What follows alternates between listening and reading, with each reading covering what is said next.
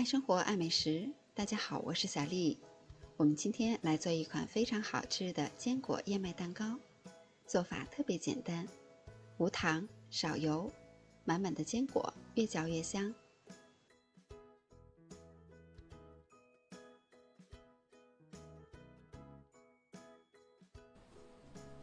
准备40克红枣，清洗干净，剪成大枣丝。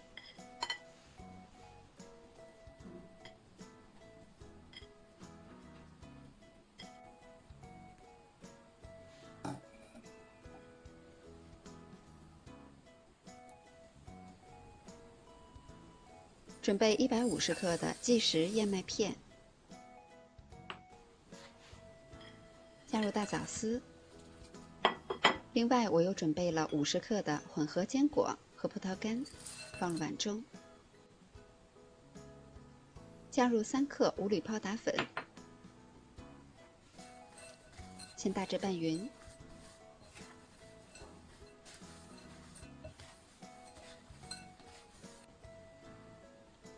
这是20克融化好的椰子油，如果没有，也可以用黄油来代替。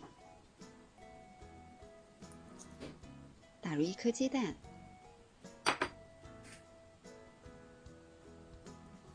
我分2次，一共添加了140克的牛奶，搅拌均匀。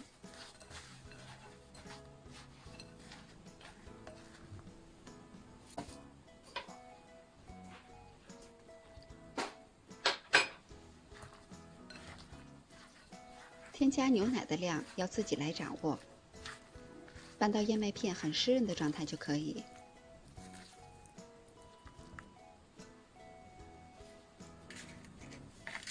在模具上摆好纸杯托，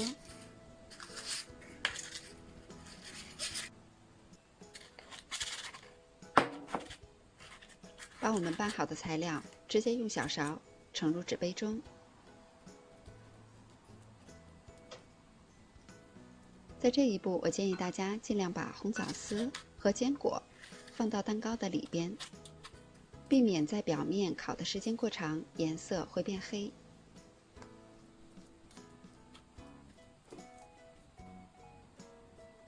这些材料我一共做了6个蛋糕，最后可以在上面点缀上一些核桃碎，这样吃起来会更香。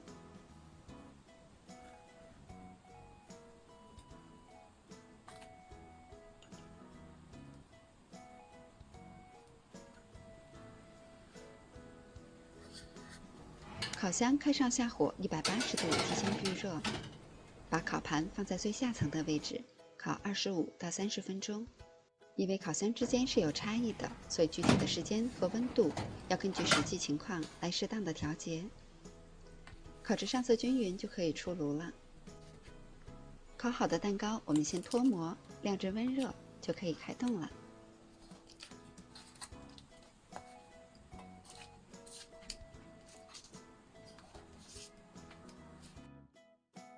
这款蛋糕里边虽然没有加糖，但是因为加了很多的红枣和葡萄干，所以吃起来味道非常的香甜。